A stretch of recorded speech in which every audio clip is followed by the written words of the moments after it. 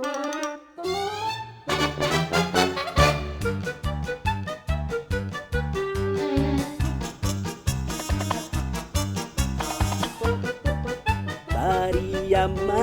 eta dengan lengang betabik bangko ami. Bangko jangan tinggal di Piaman. Wah, semua orang tuju aja.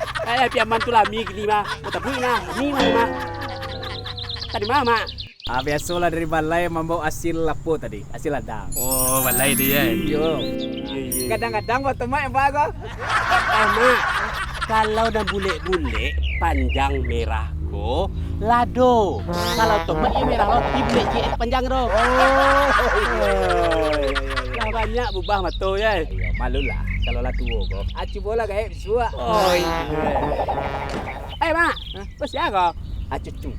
Cucu mak kau? Cucu. Aku saya tadi itu aku tanya. Baru gue. Angku hitam cucu putih. Lah sama je kue terlampak ni.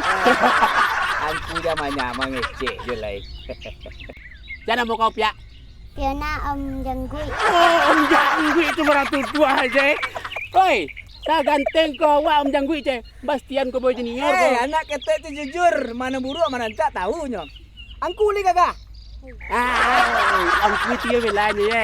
Tapi lah. Mak. Tunggu dulu aja tak gagih je. Kan pulang di balai pedek mah. Pakai modal naik banyak. Tua tu. Bayi pah orang tua. Kau meminjam? Yo. Dari dulu sampai kini meminjam je. Dulu je nak baca kali bayi nya mah. Ayolah, kalau kau meminjam tapi sarai doh. Bos sarai ke bajalang basalang ni itu bahasa sarai lo. Kau minjam ke indak? Iyalah. Sarainya ada teka-teki tu aku.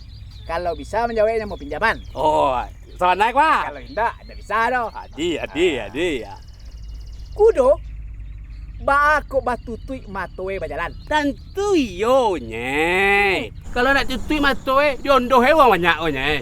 Tentu supaya fokus mencari kamu ko. Oh, supaya nampak lo kudo batino di samping Maaf ya. Salah. Malu tentu dipajang ini kok. Salah. Di masalah Ba aku kudo batutui matonya. Karena inyo malu. Malu? Yo.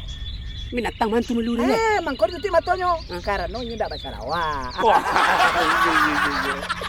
Berarti jangan salah. Usia bendi. Ba aku tu. Lah jalan kuda telanjang dibuat ke balai.